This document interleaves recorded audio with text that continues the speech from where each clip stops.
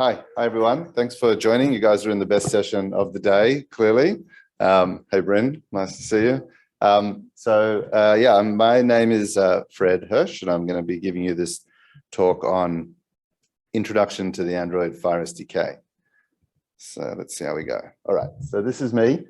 I'm a product manager at Google Health. I have a background in IT and then retrained in medicine and public health, and have been quite passionate, I suppose, about this role of technology to improve access to care everywhere for a long time, and have also been a FHIR enthusiast for a long time. So it's great to be able to work on this project and to be a part of this community. And I just want to thank, this is like a big effort by a team of people, both within Google and also in the community. I just want to thank everyone that's been involved. Okay.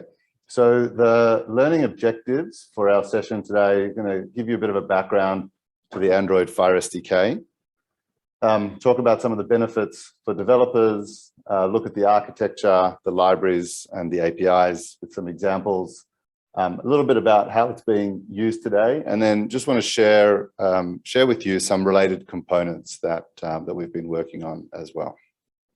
Great. Okay. So I've put a glossary of terms here. I mean, global health is full of acronyms. I'm not going to try to use too many today. So hopefully this is more for reference for people that are going to look at the slides later on. Okay. But I'll just leave it there for a second just to have a quick look. All right. Good. So maybe just to set a bit of the context, right? So the work that we're doing is really around how we're using FHIR to address some, big kind of global health challenges, particularly around access to primary care, right? So the question is, how can we better enable like frontline health workers, particularly those in the community, to deliver better care or better quality care? And I just want to unpack a little bit of that. So, some of the if you like, the breadth of the challenge is kind of quite significant. There's 9 million preventable deaths every year. Over half of the world's population doesn't actually get access to decent quality primary care. And 60% of those 9 million deaths, preventable deaths, is actually due to poor quality. And what we mean by poor quality is people don't get, the evidence-based care that they should, just the package of services that they really should be able to access. At the same time, this is kind of compounded by a growing shortage of human resources for health, right? Healthcare workers around the world. But with efforts to kind of leverage mobile technologies, the fact that there's 3 billion Android devices out there, and increasing kind of usage of smartphones and mobile phones, there's a real kind of push towards leveraging mobile technology to address this problem. So particularly kind of strengthening community-based primary care as countries, donors, others are really looking at development agencies at how to kind of do this. So how do we kind of equip frontline health workers with the tools to be able to deliver better quality care? And so, this is a field that's been ongoing for a while. So there's a lot of experience out there. And there are some common, technology challenges that we see that developers face, right? Fragmented and siloed data, having kind of, lots of bespoke data models and kind of programmatic approaches. This obviously makes interoperability like a really big challenge. And so leveraging data becomes really difficult. And translation of care guidelines. So how can developers, sometimes, there are challenges in getting kind of protocols and care guidelines digitized in such a way that they can lead to that kind of quality of care being delivered. And so we believe very much that FHIR can really help to accelerate this space. And so in order to address, as part of our efforts to address that, to help developers to build, what we think of like next generation, solutions that are FHIR native, particularly on Android, we've come up with, and we've been working on the Android FHIR SDK. So to date, there really hasn't been a good set of tools specifically for Android developers to work with FHIR. And so, the SDK is a set of Kotlin libraries for building offline capable mobile first healthcare applications using FHIR resources on Android. And you can see this is you can go to the GitHub repo. This is the page there. I just want to call out that, some of the libraries are still in active development, some more mature than others. And, it's very much a community project, and contributions are welcome. So if you're out there and interested to get involved, hopefully this motivates you to do so. Okay. And so the FHIR SDK project is really underpinned by a set of design principles. So we talked about it's open source, released under Apache 2 license, but it's a community effort, right? We're working with the WHO, with a group of developers and many other contributors. This is just, some of the developers that have really made contributions and are using the SDK today, but there are many others that have also worked on it here on this slide. It's FHIR native. So our goal is really to make it easier for developers to leverage FHIR and the benefits of FHIR to build those next generation applications that will really solve, we believe, some of the challenges around interoperability and quality of care. Offline first. So, it's very much designed for mobile settings that require kind of offline and online capabilities, and to be able to build that rich experience in an offline setting. So it's not just for low middle income countries, it could be anywhere where there are kind of constraints in terms of connectivity, right? And the fourth one is around driving the delivery of quality care. So we want to provide, building blocks for being able to do things like on-device reasoning and enabling workflow that can lead to the delivery of coordinated care. Right. Okay. And so, as I touched on, it's part of a collaboration that we have with the World Health Organization, who are looking at how to bring clinical guidelines to life as computable guidelines. It's part of their smart guidelines program. And so these are just some of the noise that we've made about sharing why we're doing this project, telling the story of some of the developers that are using it, and then including like some of the work that's been going on within that developer ecosystem already. So please do take a look at some of these. Okay. All right. So what are the benefits to Android developers? So I think, just tried to break this down into 3 key benefits, but obviously the first one is that we really want to make it easy, and I think we're trying very hard to make it easy to leverage FHIR on Android, right? So if you're a developer, you can easily access a common data model for healthcare applications, which, is really important and can really help you to kind of, not have to design another data model. And then critically, I think access to reusable content. So, questionnaires, value sets, code systems, IGs that are actively being published and are available in the community, so that you don't need to spend time sometimes developing all of those resources yourself, right? And so that's the second point, is that it's really about, it's going to save you development time and effort. So on top of those things, there's a rich set of features. So as we'll talk through some of the libraries, the ability to very easily generate a UI on Android from a FHIR questionnaire, be able to sync data, so to be able to do that connectivity with a FHIR server, and then be able to store data offline in a database that's indexed for searching and data access and all of those capabilities, right? And so it means that for developers, they can focus just on the development. There's a little bit of less reliance on having to maintain that entire stack, can focus on making a better application, solving that last mile problem. And then advanced capabilities to drive care delivery. And I think this is, kind of, central to what we're trying to achieve here, is being able to bring this kind of like rich capabilities, enable clinical reasoning through support for CQL, so clinical quality language, and elements of the FHIR workflow specification. So how do you generate and manage care plans and all the activities and tasks and other things, right? Where we're starting with that is this ability to run the clinical guidelines on FHIR content. For example, the WHO, which an example of that is the WHO smart guidelines work. Okay. So in terms of architecture of the FHIR SDK, It's made up of 3 separate libraries, and these can be used standalone in the case of the structured data capture library, or kind of all together, right?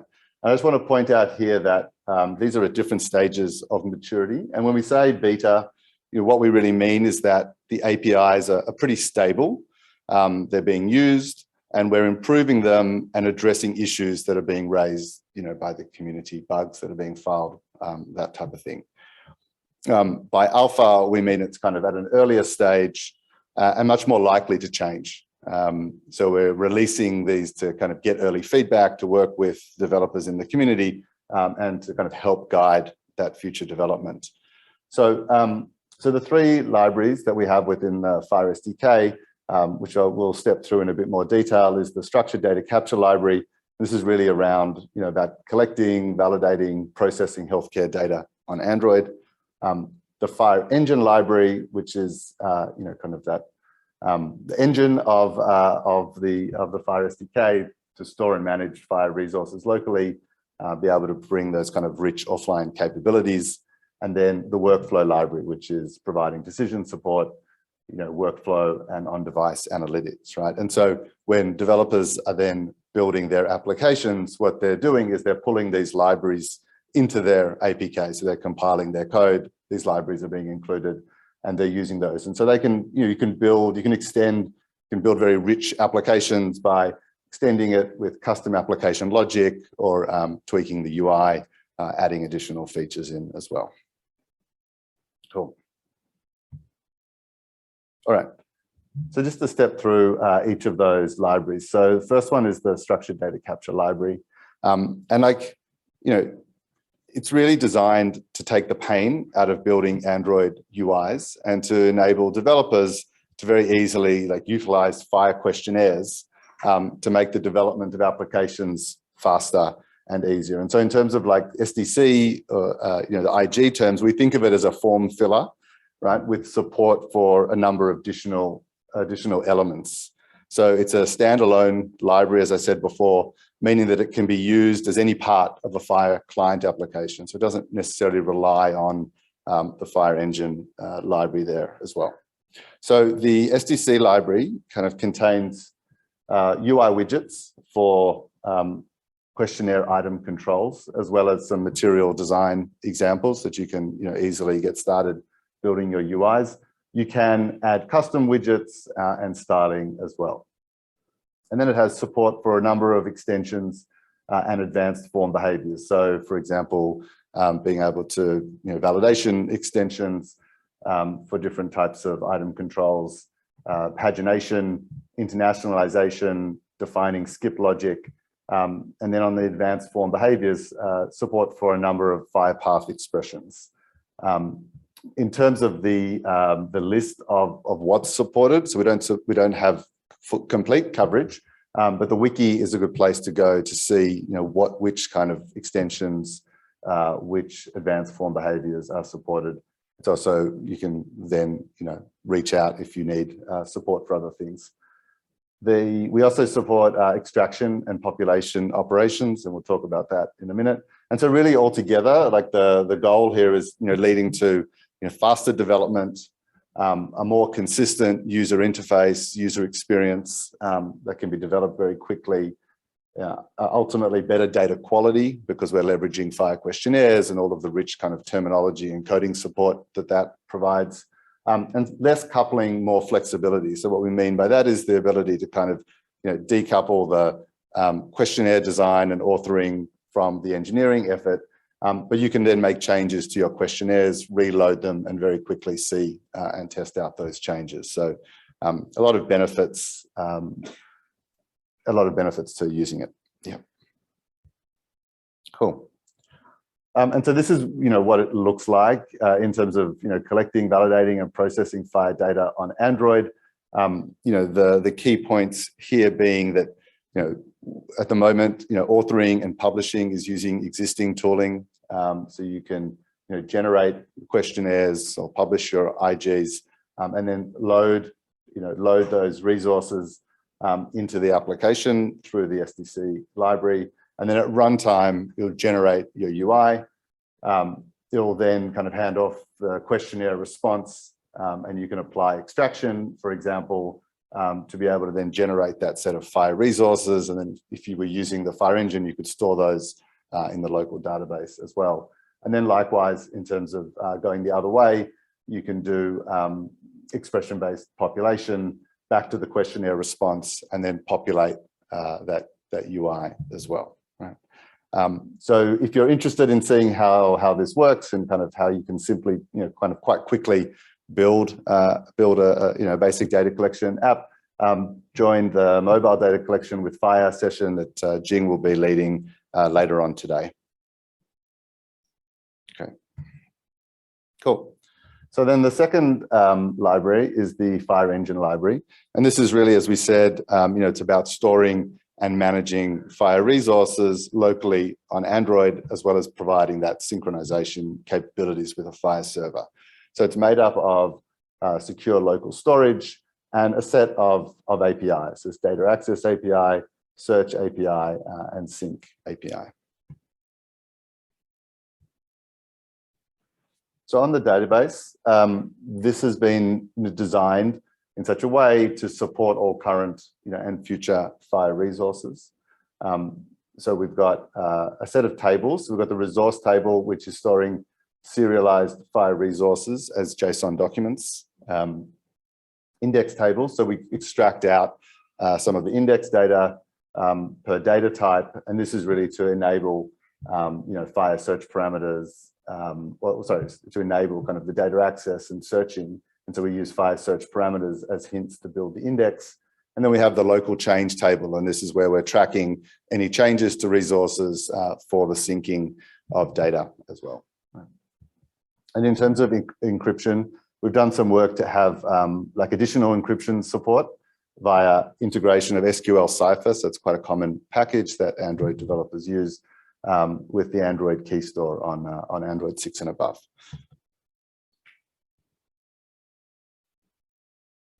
Okay. Cool. Then the next one is the data access APIs. So you can see a little kind of animation there, how that's being used.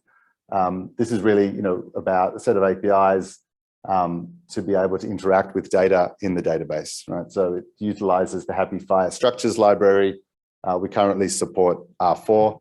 And so it provides a set of CRUD operations, so create, read, update, and delete. One thing to note is we, from a design perspective, we made a decision to basically like auto-generate unique IDs if they're not provided, right? And we can talk about that if people have questions about it. There's examples for how this is used. There's a link there in the code base to a set of tests that you can take a look at. And then here you can see some code examples of doing each of those CRUD operations. So creating a patient, you can pass in a single patient or a set of patients. You can then retrieve a patient. You can see there. I can update again an individual or a list of patients, and delete as well. Okay. Onto the search API. So the search API, so this uses a Kotlin DSL or domain-specific language to enable searching of local resources. So this is searching on device when the data is synced to the database.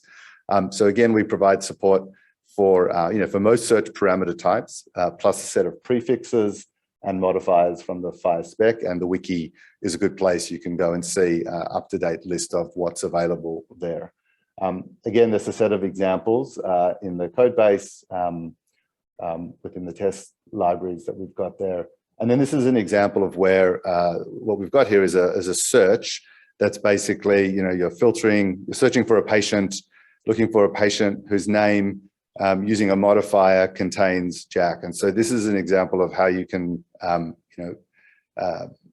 you write a query using the DSL language, but the DSL language also provides a number of benefits to developers. So when using Android Studio, it provides a lot of like autocomplete and other kind of features that really kind of, speeds up the development process again.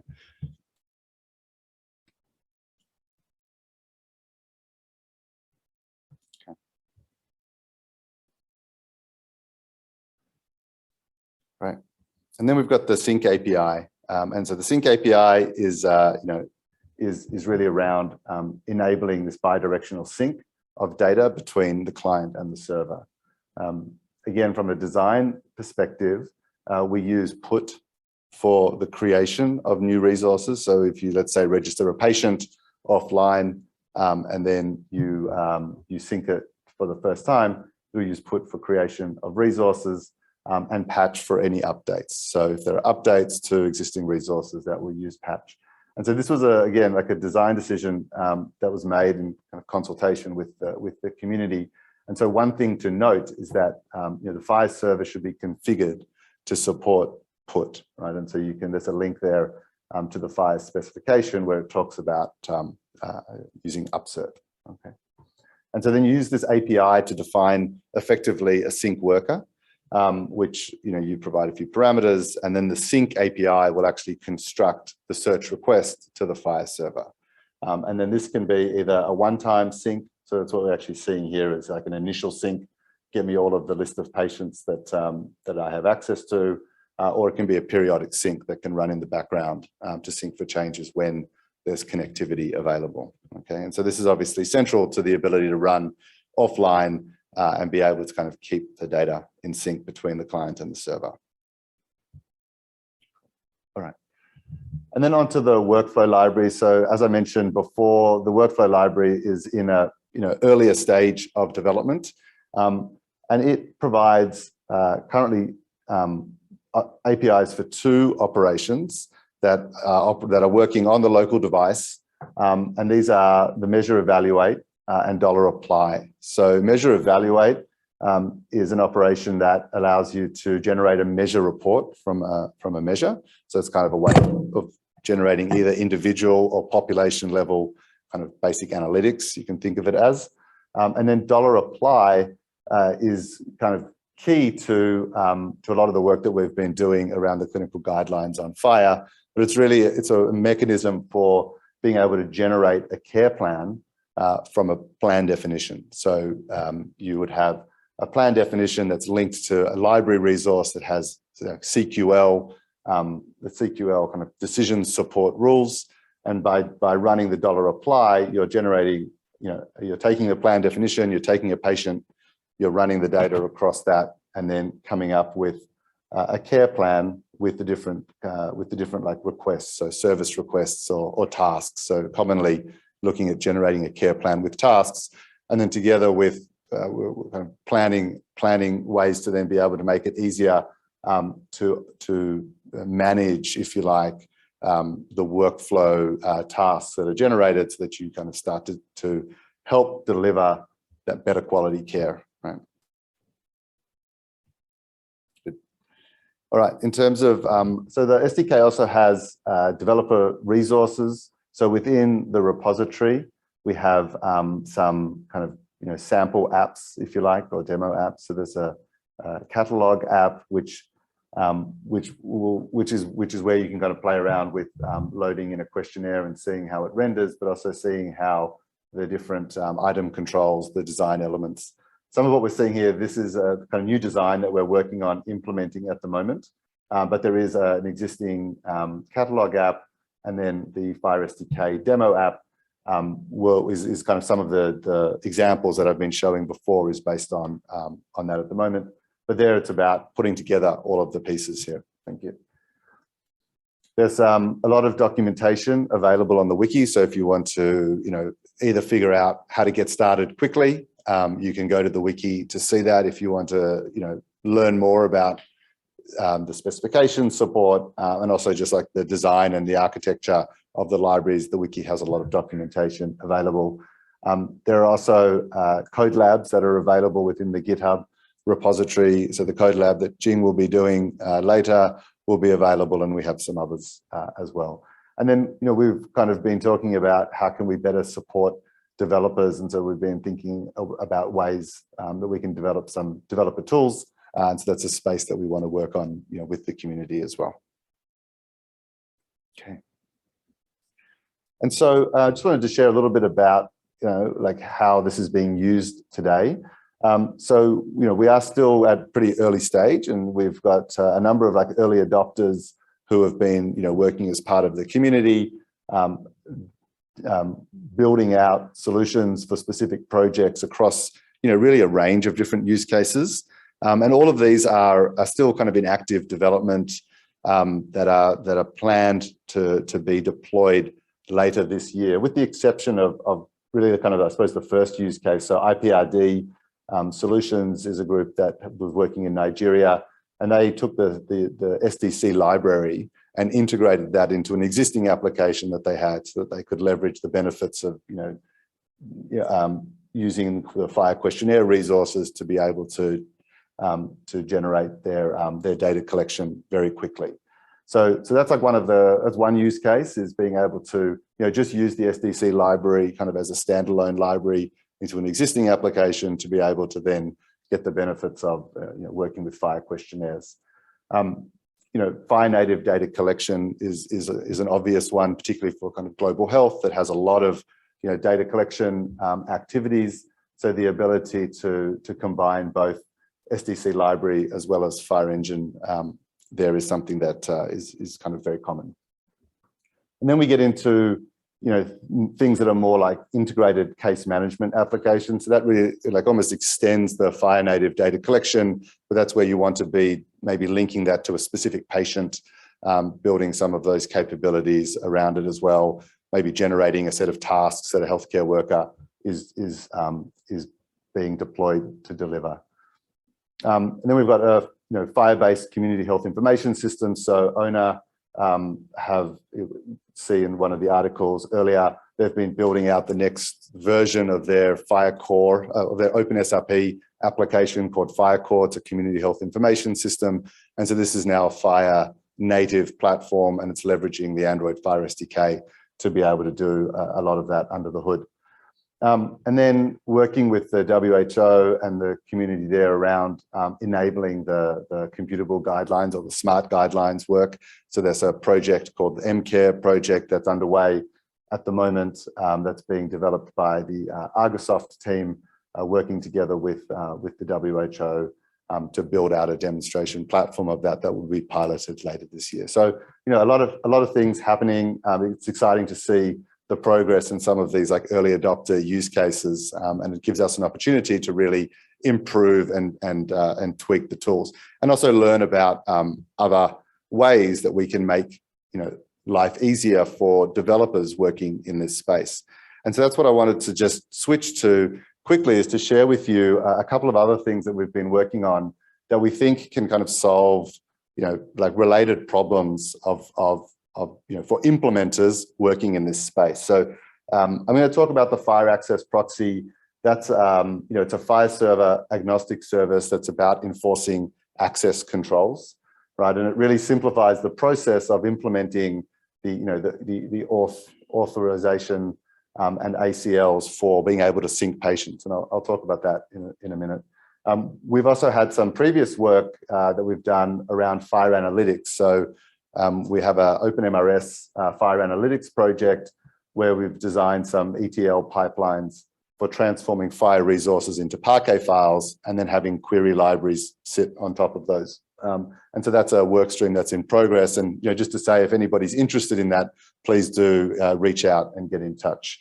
But I just want to talk a little bit about the FHIR Access Proxy, because it's actually kind of quite a challenging area, or kind of common, tries to solve for a pretty common problem that we see in these types of deployments, which are, really a result, if you like, of the way in which healthcare is organized in low middle income countries and in the kind of common use cases that we're working in. So, as opposed to say in America or in Australia, having a primary care physician is like, getting your primary care access. The way healthcare is often organized in most parts of the world, actually, is, you have like a set of hospitals, and then you'll get down to a primary healthcare facility point. You'll have healthcare workers there, might be doctors and nurses. Then you'll have a health post that has different kinds of community, again, kind of frontline health workers, community health workers, who then service patients in a set of villages, for example.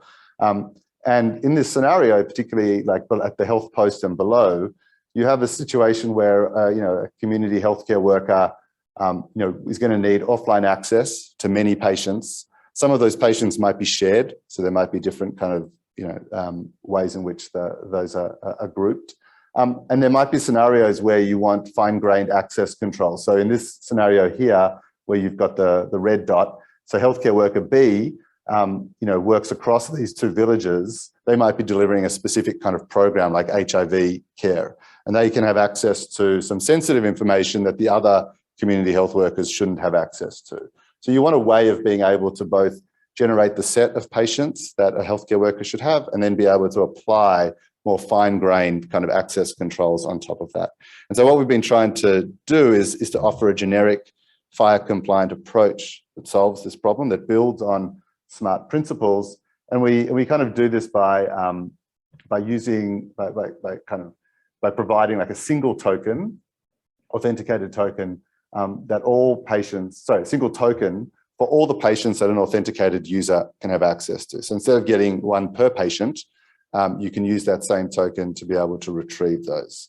And so that's what the FHIR Access Proxy, has been designed to do. And it's been designed specifically to be kind of FHIR server agnostic. So again, in a lot of the settings that we're working in, things need to be kind of on-prem. You can't necessarily rely on cloud. You want something that's, that you can switch around potentially different kind of FHIR stores. So it's FHIR server agnostic, and it's there specifically to enforce the access controls, right?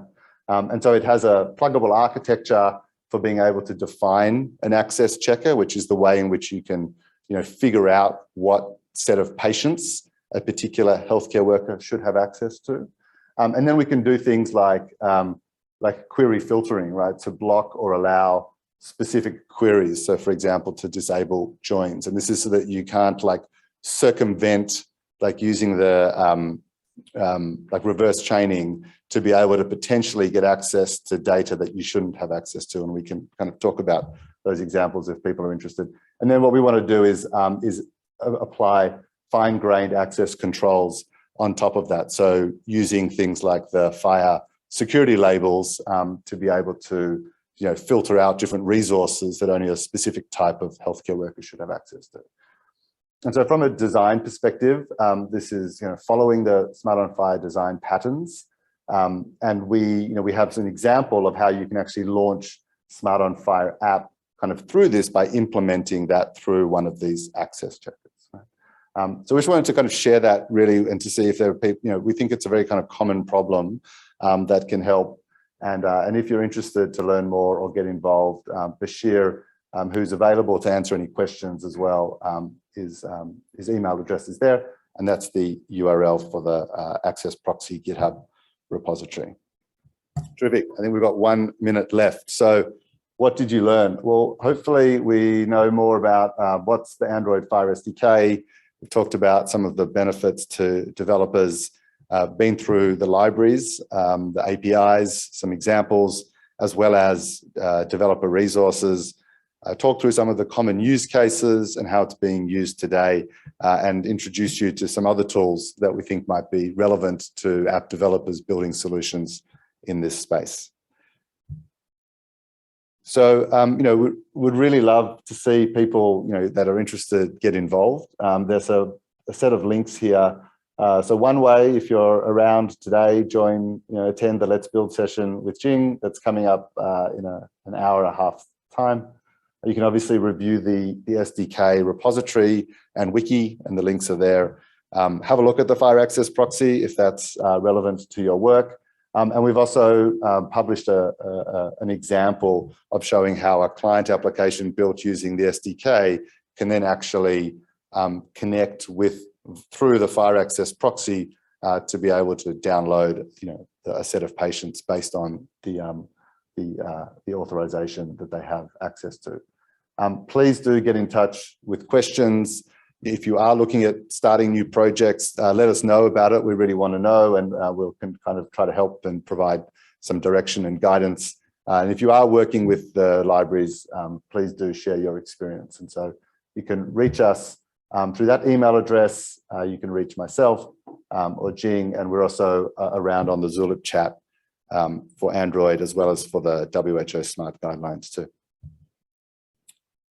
You can find me during DevDays on the Wova app in the speakers gallery. Outside of DevDays is you've got my email address there and other contacts as well. So thank you very much, and time for questions. Certainly. Are there questions here? An hour and a half. So if you want to join Jing's session, check the agenda. It's at 4:10. It's in 40 minutes, not in an hour and a half. Thank you. I have one question here. As a Flutter developer, can I use the Android SDK for FHIR? So the Android SDK is a set of Kotlin libraries. So I think the answer to that question is, well, sorry. Yes, so we'll get to that. So the question was, as a Flutter developer, I mean, it's designed for, I suppose, Android developers working with Kotlin. There are other libraries. So there's the Firefly team that are here, specifically builds some similar like tooling for Flutter developers. So. Any other questions? Yeah.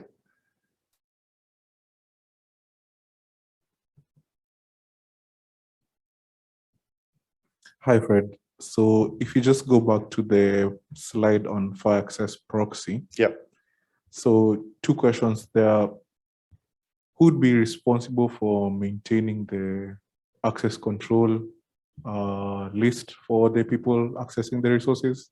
Yeah. And then would this be something that is just limited to basically role-based access control, or what are some of the other features that a developer could leverage on this FHIR access proxy?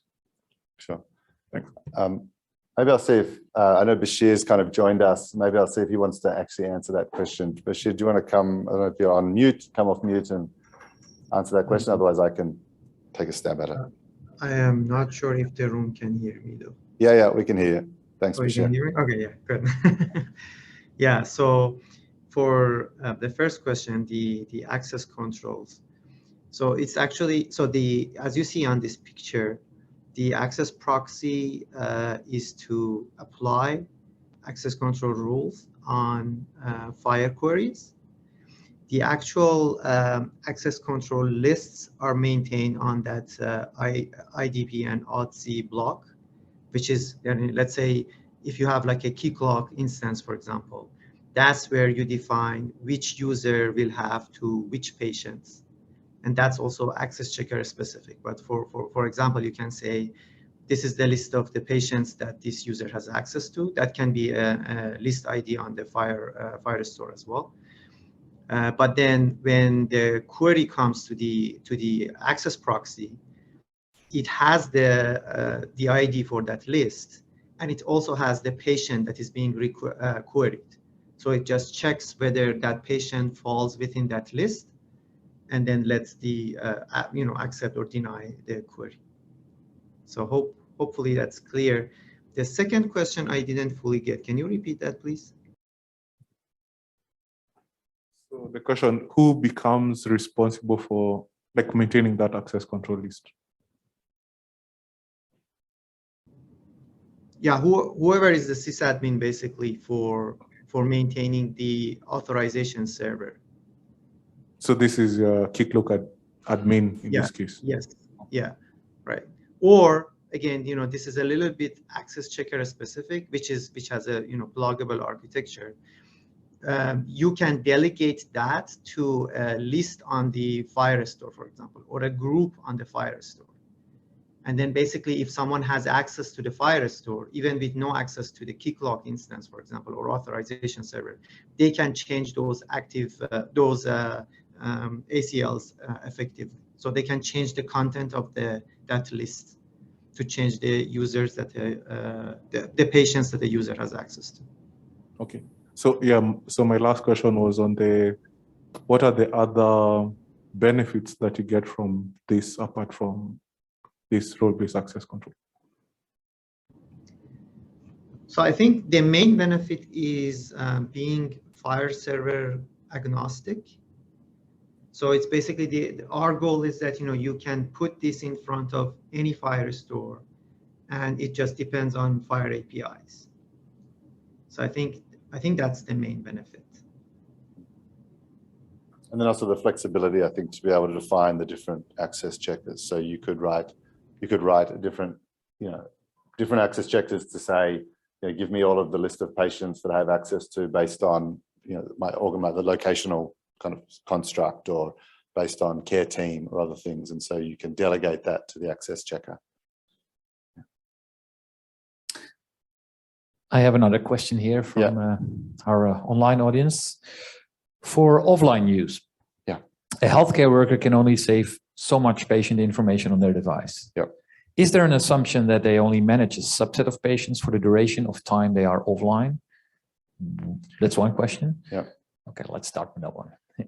So that's a really good question. And so that's something that we're actually, there's a couple of ways that we're looking at that. So on the one hand, you generally do only want to have a subset of patients. And so things like the access checker is one way of being able to kind of implement that, so that you're not always downloading, data that they don't have access, shouldn't have access to, or don't need to have access to. So that's about limiting, access.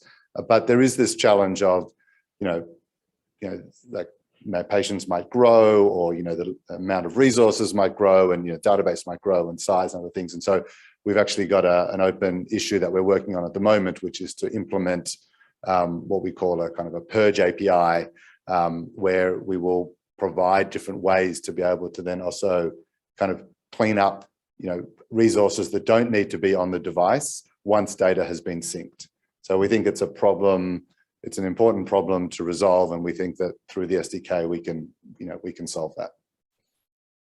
And a corollary question to this was, what kind of additional physical device security is imposed on these devices to avoid compromising data locally stored on the device? So the database is encrypted. So the data is encrypted, and then there's this additional layer of encryption. You can also use SQL cipher, and so that's a way of ensuring that the keys are stored in the Android key store, and so it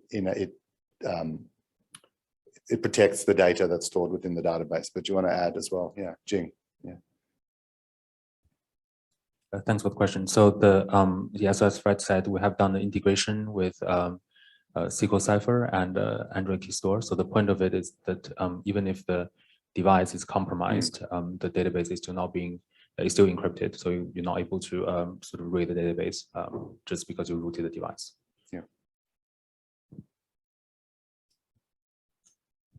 And Jing, I think that's another question for you actually, that just came in. What materials from the Let's Build will be available for virtual attendees to try out on their own? Thank you. So so if you go to the GitHub repository and follow the Code Labs module, there is already a Code Lab that's checked in. We're still developing more materials and documentation, so feel free to. So please watch the repository for more to come.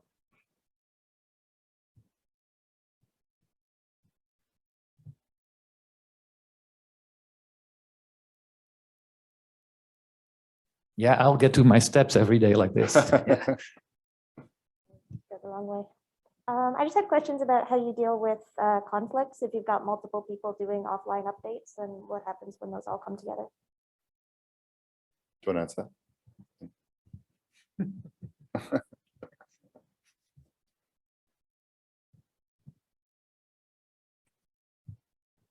that? So conflicts is an issue that have been brought up quite a few times. I think so first of all, in real world scenarios, actually from talking to implementers, we've heard that actual conflicts are quite rare to occur, because normally health workers are assigned patients, and they only typically work on the patients and resources they have access to according to the task list. So in terms of if they do occur, right? So so I think, if you imagine like multiple devices trying to upload the sort of make different edits to the same resource on the server, then obviously the first one will win and the second one will fail. So that's how it happens. So what you get as a second device, you would because of the version ID that has been changed after the first resource write to the server, you will get a fail. You will have a failure of like trying to update the same patient. So that's how it works right now. There's sort of more design discussions that's ongoing regarding sort of conflict resolution on the client side. We want to be able to provide at least the APIs so that the developers can, if they want to have, like, for example, for the user to see the conflict and then somehow merge the two versions of patients into the same patient and then save that and then upload the patient again. We want to be able to provide those capabilities if the implementers need those. So those are to come.